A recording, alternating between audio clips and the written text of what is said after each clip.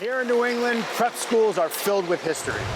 But here at the St. Mark's School in Southborough, Massachusetts, there's a sports rivalry that dates back over 150 years. I'm Joel Idelson, and this is New England Hockey Journal.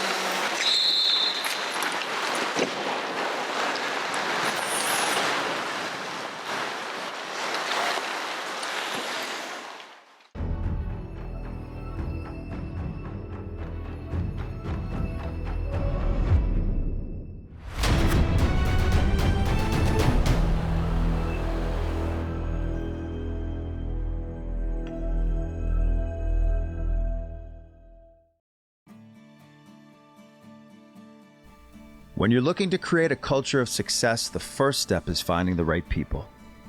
At St. Mark's School, people make the place. When head coach Carl Corzini arrived on campus a little more than 3 years ago, he saw it too.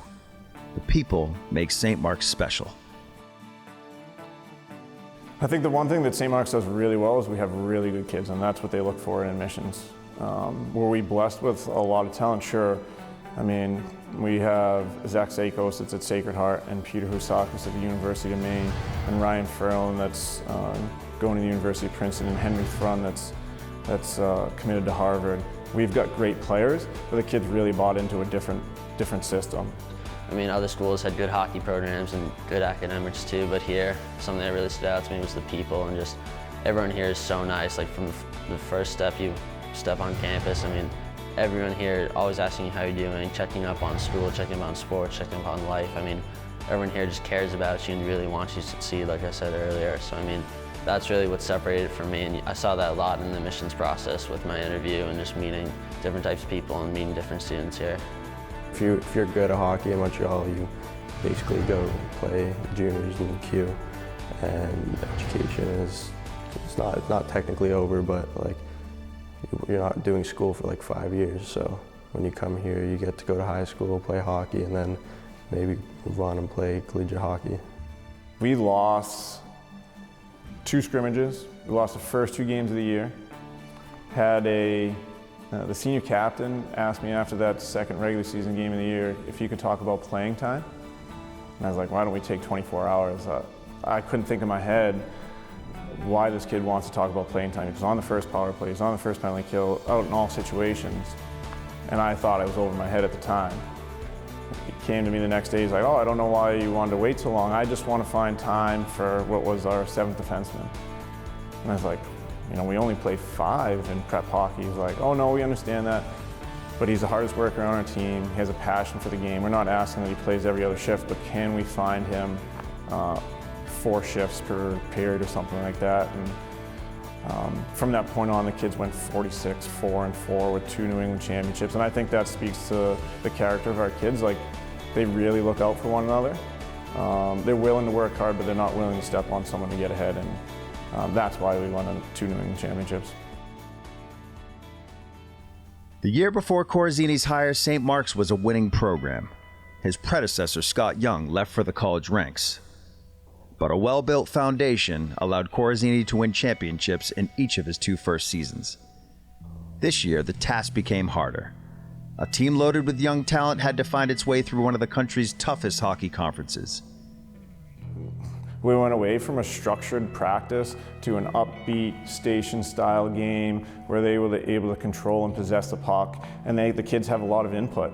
I mean, I think the one story that I always tell about our kids was we're down 4-3 in the semifinals of the small school championship against Proctor. Call a timeout, draw up a play for a face-off, and my captain at the time, Zach Sakos, is like, that's not going to work. We said, okay, draw it up, go ahead, like, here's your input. He draws up the play, they score a goal, and they're all excited, right? Like, but the freedom for them to think the game themselves, that's why we were won. Not because of anything we'd done on the bench. The kids were just really special, really smart, and obviously they were really talented. Been very fortunate to work with some really famous and professional coaches. Scott Young prior to Coach Corzini, and to see his style of play, and I really appreciated how he always had the kids do everything 100%, and in the drills we ran, it was always playing at the highest tempo, and I think he got that from his NHL experience. And Coach Corazzini, it's been great. His passion for the game, the way he relates to the players. I often joke he's 10 years younger than me, so it's a different connection and dynamic. So, lots of small games, lots of, again, very up-tempo, and the philosophy has been the same. It's about puck possession, developing the skill level of all the players, and so our practices, I think, are really fun and energizing, and I think the kids are really looking forward to going to the rink every day.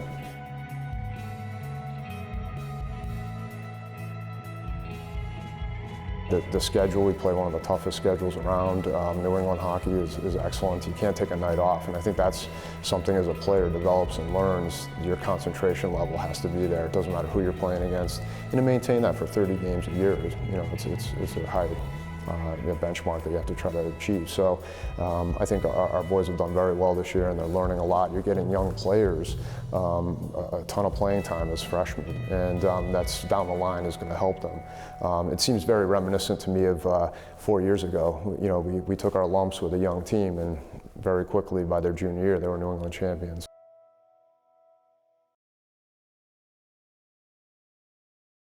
We're here at the Own the Moment store in Burlington, Massachusetts. I'm with Mike Lane, who's a personal fit expert here at the store. Mike, today we're going to talk about helmets. And tell me, what are those things that we need to consider when buying a helmet? Well, the first thing we consider is comfort. Comfort is a big component, but also the fit. Like we do everything else here, fit's a big part of that. It's got to fit right, yeah. It does. And of course, the protection. Okay. Obviously, mom and dad's probably the biggest question we get.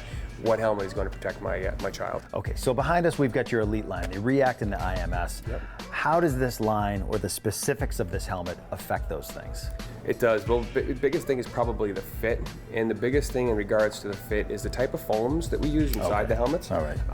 For the helmet that you're holding right now, it is a React 100. We use what we call a Suspend Tech Dew, along with what we call Poron XRD, which is a type of foam that we use inside that helmet as well. Okay, so big words, but the bottom line is those affect performance, they affect fit, they affect protection, comfort, all of those things. All of the above. All right, and when you're fitting somebody for a helmet, what do you do? So first thing we would do is we'd ask them what type of helmet they're in currently, whether they're buying a helmet because they upgraded in size, or is it because it's just an older helmet and it's just better protection. So I mean, you don't want a helmet that's 10 or 15 years old, that's been passed down. It's not as comfortable. More importantly, it's not as protective. And you want it to look good. And you want it to look good. All right, so comfort, fit, and protection. You got it. You got it.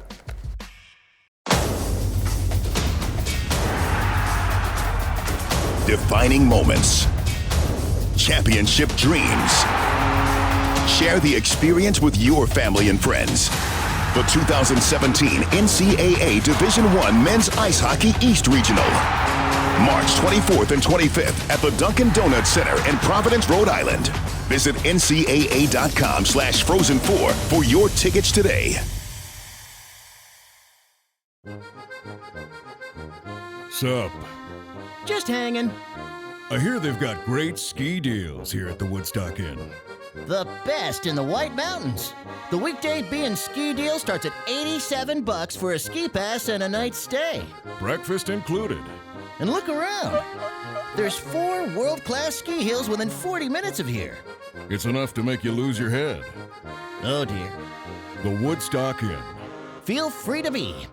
What does the Learning to Ski crowd, family crowd, fearless conquer the mountain thrill seeker crowd, cozy sleigh ride, Nordic, ooh, ah, relax by the fire crowd have in common? Waterville Valley Resort. Have it all.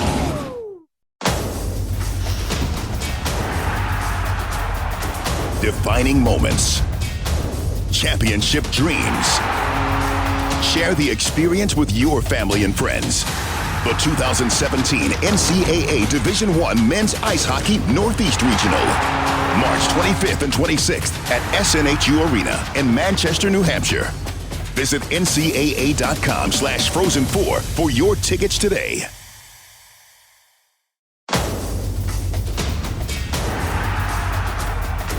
Epic moments.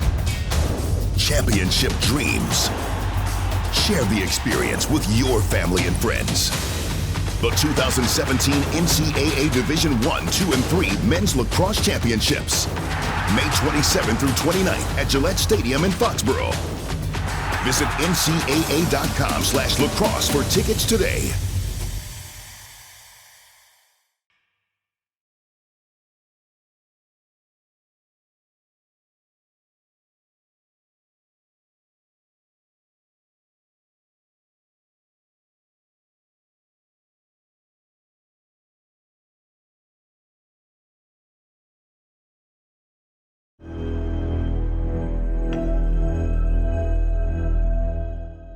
Growing up in Framingham at a really exciting time for youth hockey. The youth hockey team that I grew up playing for had a progressive coach, Frank Belfay.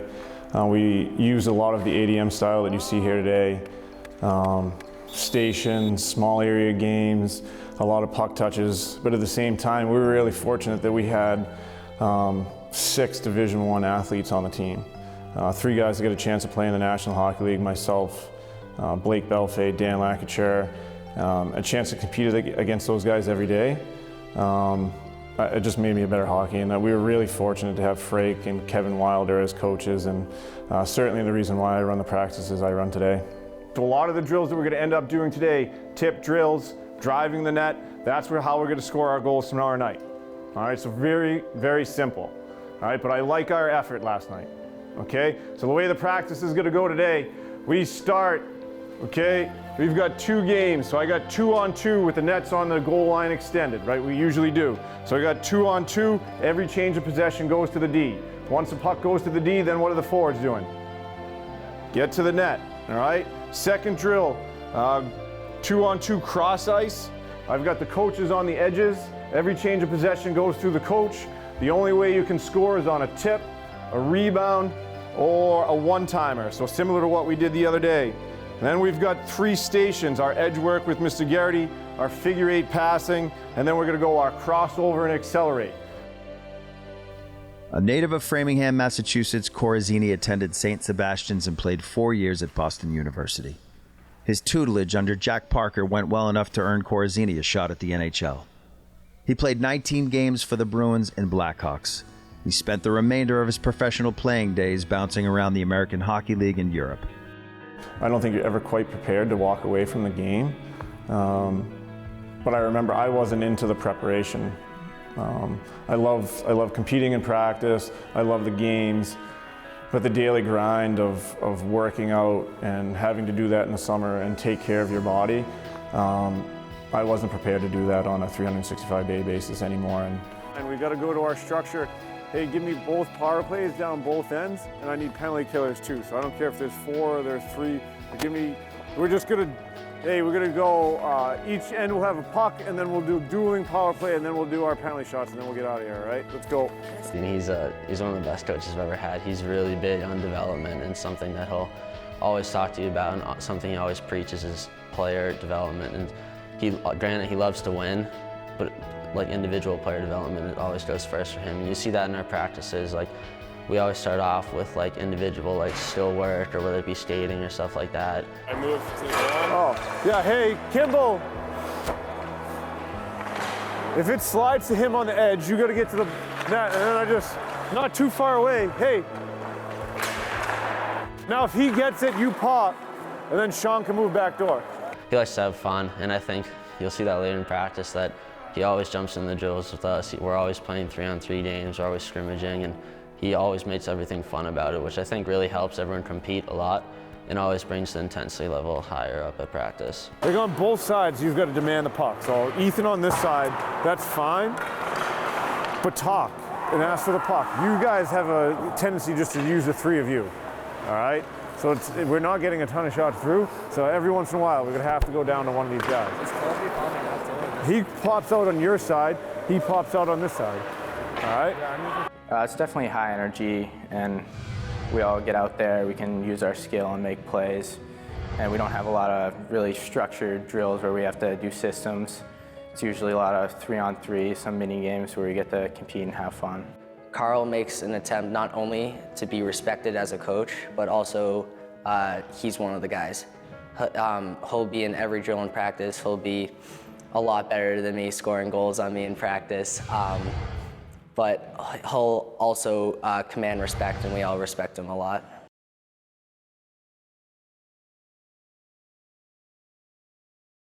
I'm here with Mike Buckley from GDS. We're at the Pilgrim Arena in Hingham, Massachusetts. And Mike, today we're going to go over how to manage traffic. Because one thing is you notice that a lot of goals are scored in traffic here, tips off of somebody's stick. What do we do with that? Yeah, especially at the higher levels. You have big bodies in front of you.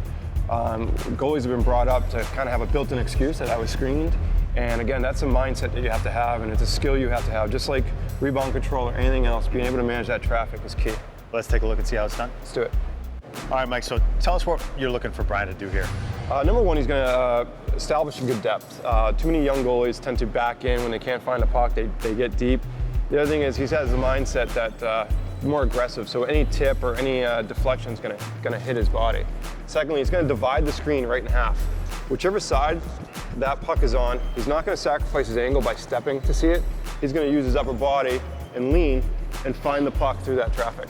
Let's take a look.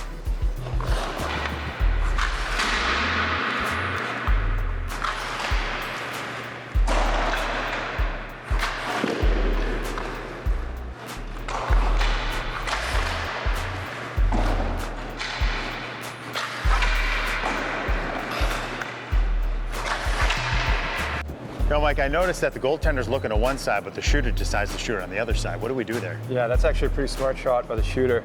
Brian's going to lose sight of the puck as the shooter shoots to the opposite side. That's a more difficult shot for the shooter, but what Brian's going to do is he's going to maintain visual attachment to the puck for at least the first 5 feet of the shot. When he recognizes the puck is going to the other side, he'll then shift over and make that save. All right, Mike, so I noticed that Brian was there elevated and always tracking that puck. He knew where it was at all times. Yeah, never wanted to lose sight of the puck. He's looking above the traffic. He's got his body in a position so that when he goes down, he's still going to see the first 5 feet of that shot.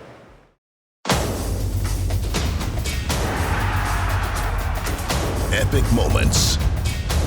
Championship dreams. Share the experience with your family and friends. The 2017 NCAA Division I, II, and III Men's Lacrosse Championships. May 27th through 29th at Gillette Stadium in Foxborough. Visit ncaa.com/lacrosse for tickets today.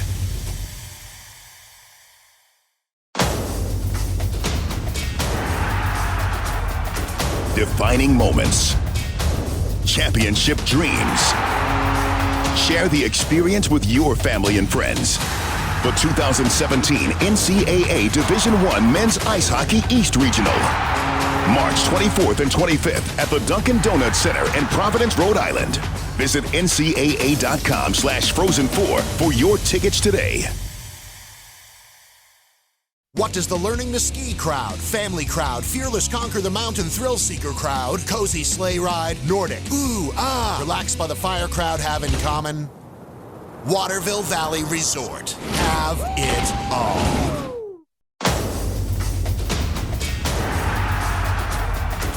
Epic moments. Championship dreams. Share the experience with your family and friends.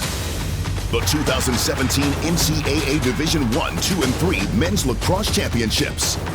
May 27th through 29th at Gillette Stadium in Foxborough. Visit ncaa.com/lacrosse for tickets today.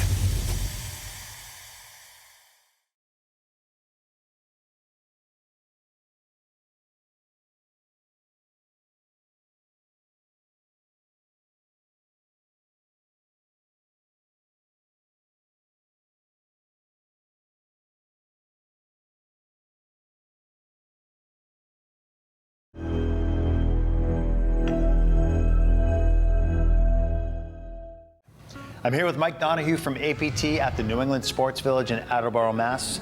But today we're at your Falmouth, Mass location to talk about performance testing. Yeah, so our athletes come in here. We have a really systematic approach to how we see our athletes. So right off the bat, they get an assessment, and then we move right to our performance testing.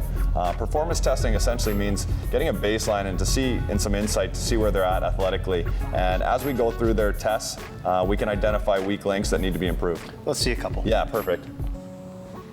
All right, Mike, so Dan's going to show us the vertical jump test. Tell us what you're looking for here. Yeah, so with a vertical jump test, we're really trying to figure out how much power an athlete can create.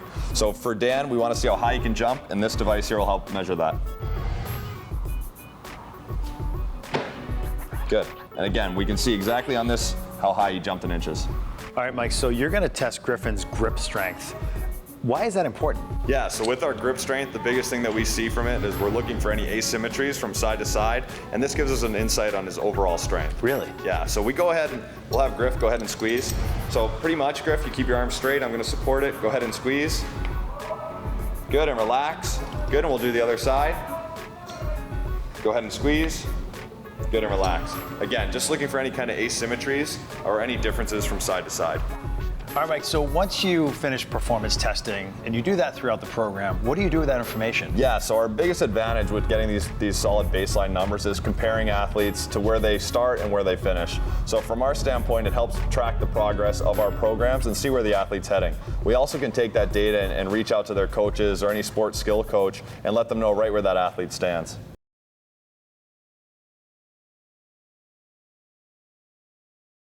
On this Saturday in late February, St. Mark's prepares to play its oldest rival, Groton School. For more than a century, these historic institutions have battled for Boston area bragging rights.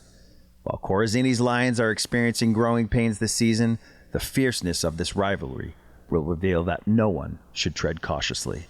It becomes really physical. There's a lot of trash talking.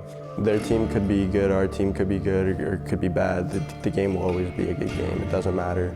Both schools, it's the one game that the kids often, because it is our last game of the season, it's the one everyone remembers. Seeing the tradition the schools have together and knowing that there's been 150 years of past rivalry games in front of you is really something special. You really want to play for your school and get a win, which is a lot of fun.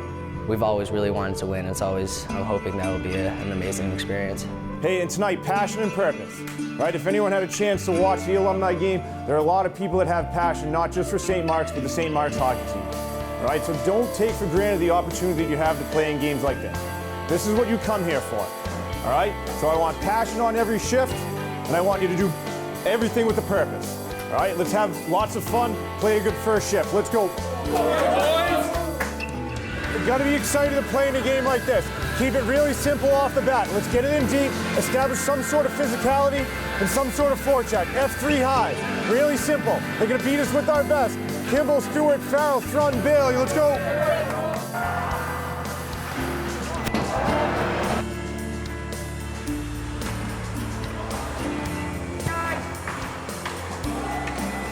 Good forecheck, good forecheck.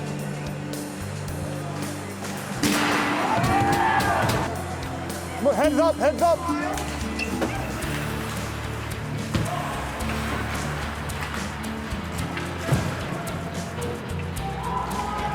Nice tuck.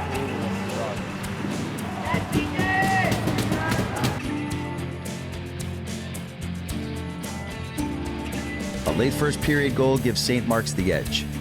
The second period, though, would see Groton score 2 unanswered to quickly take the lead 2-1.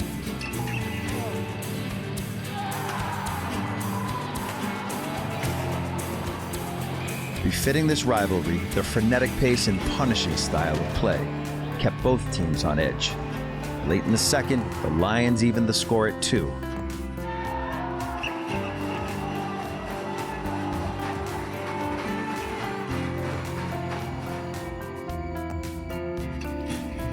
The third period was a stalemate, forcing overtime. And it didn't take long for St. Mark's to lay claim to the latest chapter of this storied rivalry.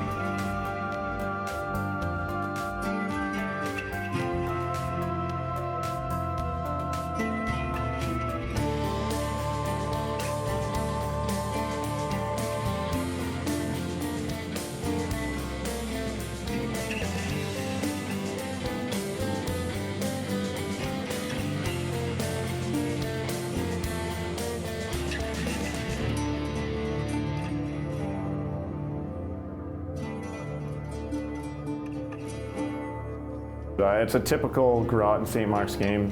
It was fast, it was physical, and it was entertaining. I think they took it to us really early on. I think the last half of the third period, they outplayed us. CJ, our goalie, made some big saves early on, and Just an unfortunate turn of events for them. Kind of a misplay. Sean Farrell with a good stick, and I thought their goalie might come out, but if we could handpick any player that we want with a puck, Sean would be that guy, and he obviously finished it for a big win for us.